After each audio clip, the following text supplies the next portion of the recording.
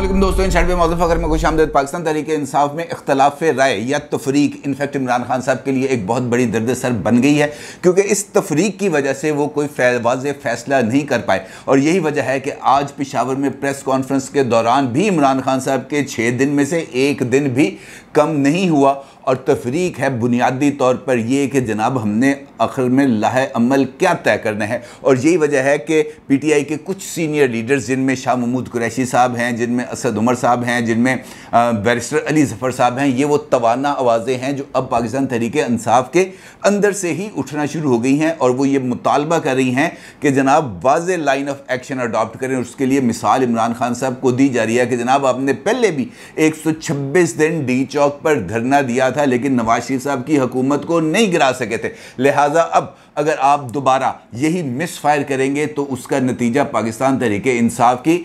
जो मोराल है उसमें कमी की वजह बनेगा, और उसके नतीजे में हमें अच्छी खासी सियासी जिक उठाना पड़ेगी। लिहाजा कोई ना कोई ऐसी विंडो ऑफ अपॉर्चुनिटी खुलनी चाहिए जिसके नतीजे में एक मुकालमा या कम अज़ कम हमारी पार्लियामेंट के अंदर वापसी की राह हमवार हो सके। दूसरी जानिब हॉक्स का एक ग्रुप है जिसके अंदर शहबाज गिल हैं, जिसके अंदर शेख रशीद हैं, जिसके अंदर उस्मान डार हैं, जिसके अंदर कासिम सूरी साहब और दीगर इस किस्म के हॉक्स हैं जो इमरान खान साहब को कहते हैं तुन कर रखो, ऐसी तैसी बजा दो, ईंट से ईंट बजा दो, पत्थर से पत्थर बजा दो, बिल्डिंग के ऊपर बिल्डिंग गिरा दो, किसी से घबराने की ज़रूरत नहीं है, सबको खींच कर रखो और वो तमाम राज जो आपके सीने में हैं वो खोल के सबके सामने आया कर दे। पाकिस्तान तहरीक इंसाफ के अंदर इस वक्त अंदरूनी लड़ाई किस नहज पर पहुंच चुकी है। शाह महमूद कुरैशी साहब और शेख रशीद के दरमियान जो तकरार है उसकी बुनियादी वजह क्या है, और क्या वजह है कि शेख रशीद साहब जब पहुंचते हैं जिना एवेन्यू तो उनको ट्रक के करीब भी नहीं आने दिया जाता। ये भी एक नई कहानी है जो सामने ही है, इसके ऊपर आपके साथ तफसील से बात करूंगा। लेकिन उससे पहले बात करते हैं सुप्रीम कोर्ट ऑफ पाकिस्तान की, जो आज फिर टॉक ऑफ द टाउन बना रहा, कल भी टॉक ऑफ द टाउन बना रहा, क्योंकि वहाँ पर जो चीज़ें चल रही थी वहाँ उसके ऊपर फिर बहुत ज़्यादा रद्द-ए-अमल आया। अब इमरान खान साहब ने जो कल प्रेस कॉन्फ्रेंस की थी, उस प्रेस कॉन्फ्रेंस के अंदर इमरान खान साहब ने एक मरतबा फिर सुप्रीम कोर्ट ऑफ पाकिस्तान के ऊपर इस बात पर जोर दिया था कि वो पार्लियामेंट की तरफ से मंजूर करदा 2 कवानीन यानी इंतखाबी इस्लाहात का बिल और नैब कवानीन में तरमीम का बिल, इन दोनों बिलों की मंजूरी के ऊपर ना सिर्फ अज खुद नोटिस लें बल्कि इनको सेट असाइड करें, क्योंकि उनका ये कहना है कि ये बिल्स जो हैं ये बुनियादी तौर पर जो है वो ख़िलाफ़ हैं, अगेंस्ट दी पब्लिक विल हैं, लिहाजा इनके ऊपर कोई ना कोई एक्शन होना चाहिए। इस इमरान खान साहब की प्रेस कॉन्फ्रेंस के बाद मरीम नवाज़ साहिबा आती हैं मैदान अमल में और वो कुछ ट्वीट्स करती हैं जिसके अंदर इमरान खान साहब के ये जो मुतालबा है इसको वो ज़रा आड़े हाथों लेती हैं। अलबत्ता इससे पहले इरफान कादर साहब अच्छा खासा पोस्टमार्टम कर चुके थे, और मेरा ये ख्याल है कि मरीम साहिबा ने या शहबाज शरीफ साहब ने ये इस वक्त जो कानूनी इमराज हैं उनकी तशख़ीस के लिए जिस डॉक्टर को तलब किया है वो मेरा ख्याल है कि शाफ़ी इलाज कर सकता है। और देखना यह कि आज जिस वक्त इस मामले की समाअत का आगाज़ होगा तो फिर इरफान कादर साहब को क्या फाजल बेंच जो है वो गुफ्तगू की इजाज़त देगा, उनसे बात करने की कोई वो उनको इजाज़त देगा, अपना मौक़िफ़ अपने सामने रखने की इजाज़त देगा। क्योंकि मरीम साहिबा ने तो साफ़ तौर पर कह दिया कि फितना खान जिस सुप्रीम कोर्ट चंद दिन पहले तक गालियां दे रहा था, आज उसी सुप्रीम कोर्ट की आड़ लेकर अपने इंतशार के एजेंडे की तकमील चाहता है। सुप्रीम कोर्ट को चौकन्ना रहना होगा और इस सियासी लड़ाई से ख़ुद को अलग रखना होगा, वरना जानिबदारी का तासुर मजबूत होगा जो अदलिया के लिए बतौर इदारा नुकसानदेह है। और ये वही ऑलमोस्ट मिलता जुलता मौक़िफ़ है जो इरफान कादर साहब ने कल फाजल अदालत के सामने लिया था। उनका ये कहना था कि जब फ़रीक एक दूसरे के आमने सामने हो, मुतहारब फ़रीक़ों के तौर पर एक दूसरे के आमने सामने हो, तो ऐसे में अदलिया को दरमियान में नहीं आना चाहिए, क्योंकि इसके नतीजे में अदलिया का रुख जिस दूसरे फ़रीक के सामने होगा उसका मुखालिफ फ़रीक इनफैक्ट अदलिया के पीछे छुपा होगा। लिहाजा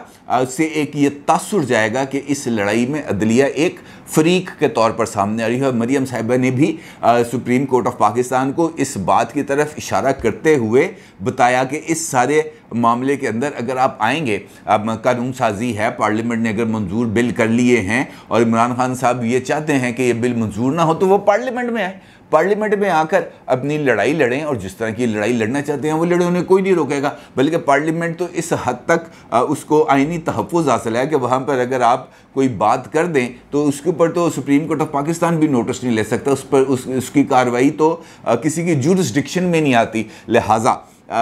जो ये मौक़िफ़ है मरीम साहिबा का, वो अपने अंदर एक बहुत ज़्यादा वज़न रखता है और यही वजह है कि इस मामले की अब तकरार ज़्यादा होना शुरू हो गई है। और अब देखना यह है कि आज इस मामले पर ये वाला ऊँट किस करवट बैठेगा, क्योंकि ये मामला अब मुझे लगता है कि आगे की तरफ बढ़ रहा है। इसी तरीके से पाकिस्तान तहरीक इंसाफ के अंदर भी जो तफरीक है वो भी अब आहिस्ता आहिस्ता अनफोल्ड हो रही है। मिसाल देता हूँ आपको, आज से 3 दिन पहले इमरान खान साहब ने जिस वक्त 4 दिन पहले जब लॉन्ग मार्च का ऐलान किया था तो उस वक्त उनके साथ पाकिस्तान तहरीक इंसाफ की पूरी क़यादत 2-3 रोज़ के अंदर बैठी हुई थी। शाह महमूद कुरैशी बैठे हुए थे, असद उमर बैठे हुए थे और दीगर क़यादत बैठी हुई थी। लेकिन कल जो उन्होंने प्रेस कॉन्फ्रेंस की तो उस प्रेस कॉन्फ्रेंस में उनके दाएँ हाथ बैठे हुए थे महमूद खान और बाईं तरफ बैठे हुए थे आतिफ खान और कोई फ्रंट लाइन लीडर उस वक़्त इमरान खान साहब के साथ पेशावर में मौजूद नहीं था। अब इसके दो मानी लिए जा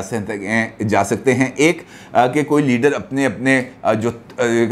थकेवें वो अपने थकेवें उतार रहे थे और उनका जनाजा 2 दिन तो रेस्ट करे, खाने फिर हमें आगे लगा के भगवाना है। दूसरा तासुर जो देना इमरान खान साहब चाहते थे वो शायद अपनी KPK की जो क़यादत है या पार्टी तंजीम है उसको देना चाहते थे, क्योंकि जिन 2 लोगों को उन्होंने अपने साथ बिठाया हुआ था वो दोनों लोग पार्टी के अंदर ही एक दूसरे के हरीफ हैं। ये वही आतिफ खान साहब थे जिनको महमूद खान साहब ने अपनी काबीना से निकाल दिया था, इनको भी और शहराम तरक़ई को भी। और उसके बाद फिर इन दोनों की तरफ से महमूद खान के बारे में कुछ बयानात भी सामने आए थे, परवेज़ खटक के बारे में भी बयानात सामने आए थे और फिर इमरान खान साहब ने इनसे मुलाकात की थी, फिर इनको कुछ अरसा साइड लाइन पर रखा था, फिर आहिस्ता आहिस्ता अपने करीब किया, फिर इसको काबीना में शामिल किया। तो इनफैक्ट ये तासुर देना मकसूद था कि इस वक्त पार्टी मेरे दाएँ बाएँ के जो लोग हैं इनके इख्तलाफात ख़त्म हो चुके हैं, लिहाजा आप भी अपने इख्तलाफात ख़त्म करें और 6 दिन के बाद जो लॉन्ग मार्च है इसके अंदर दोबारा आप मेरे दस्तो बाजू बने। दूसरा पहलू जो मैं आपको जिसकी तरफ इशारा करूँ वो है इनफैक्ट इमरान खान साहब के लिए बोन ऑफ कंटेंशन,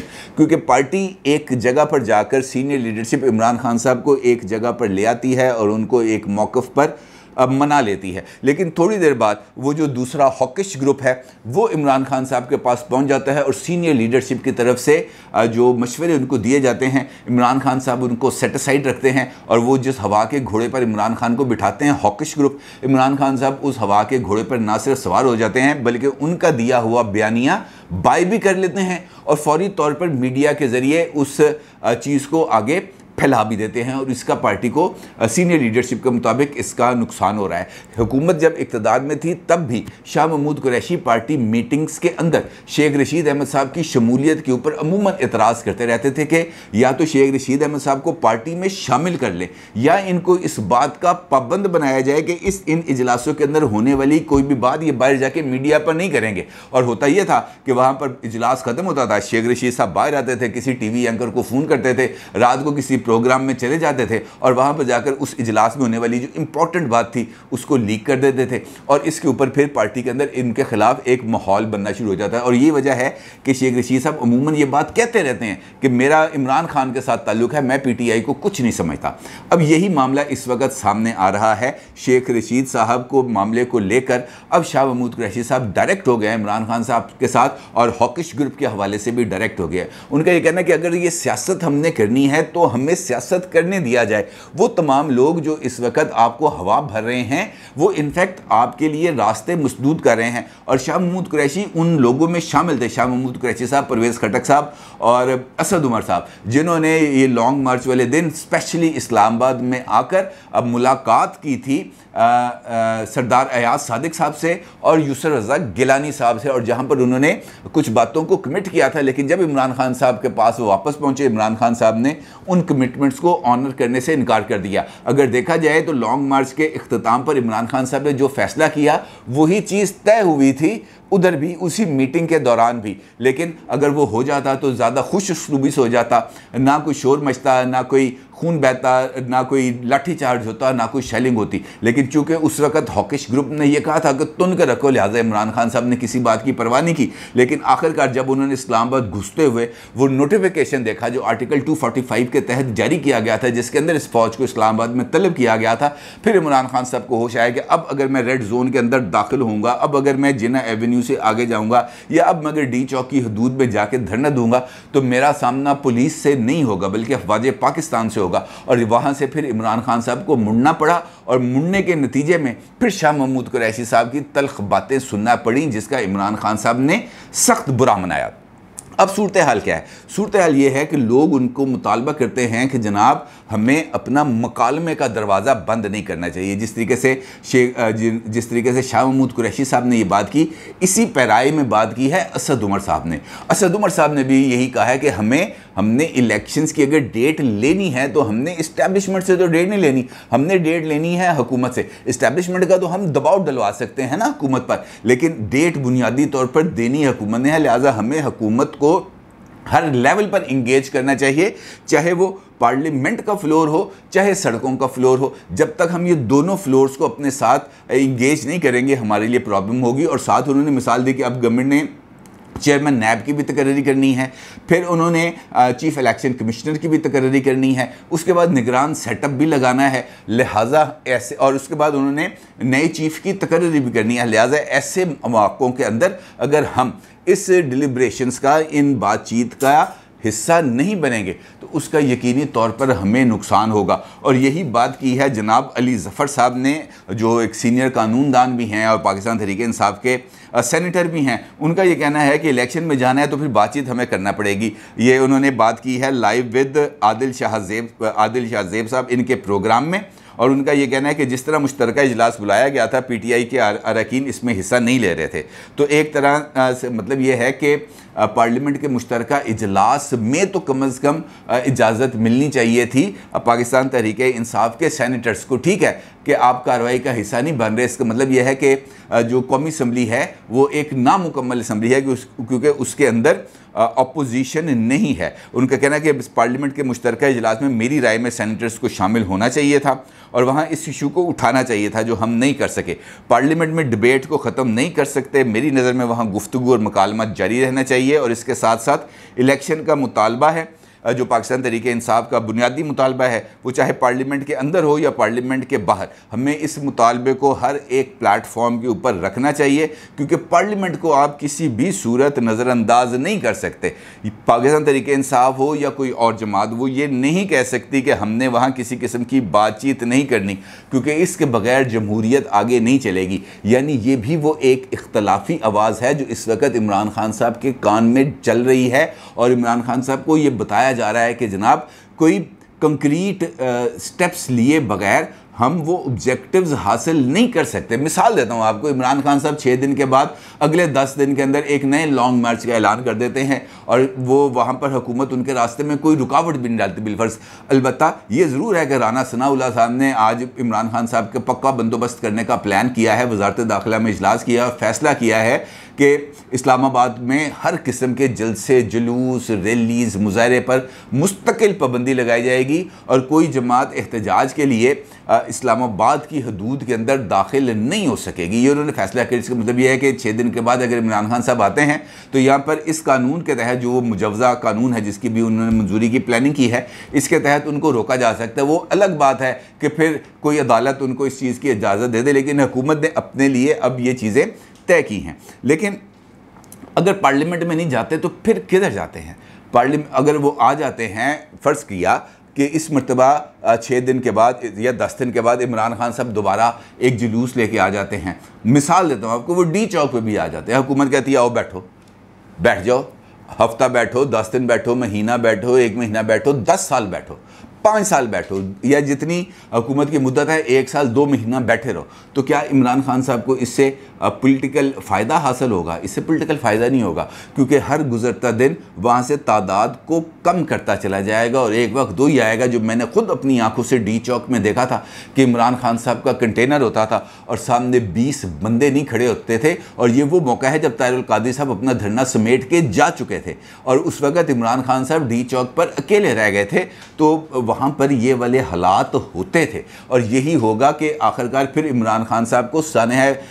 APS की वजह से उन्होंने अपना इसके चक्कर के अंदर उन्होंने अपना धरना समेटा, अदरवाइज़ उनको धरना समेटने की कोई और लॉजिक उनको समझ में नहीं आ रही थी। और यही बात है कि अब भी अगर इमरान खान साहब इन्हीं लाइंस पे चलेंगे तो फिर उनको अपना धरना उठाने के लिए कोई फेस सेविंग चाहिए होगी, और इस वक्त चूँकि इस्टेब्लिशमेंट न्यूट्रल नज़र आ रही है, उनको कोई फेस सेविंग नहीं मिलेगी। और यही PTI का अंदरूनी कॉन्फ्लिक्ट है जिसकी वजह से इमरान खान साहब अभी तक कोई हतमी फ़ैसला लेने की पोजीशन में नहीं है। और देखना यह है कि अगले 6 दिन के अंदर इमरान खान साहब अपनी पार्टी को एक पेज पर ला सकेंगे, और लाने के बाद क्या कोई ऐसा रास्ता इख्तियार करेंगे जहां पर पार्लियामेंट की विंडो भी खुल जाए और एहतजाज की विंडो भी खुल जाए। अपनी राय का ज़रूर इज़हार कीजिएगा। आपको बहुत शुक्रिया। अल्लाह हाफिज़।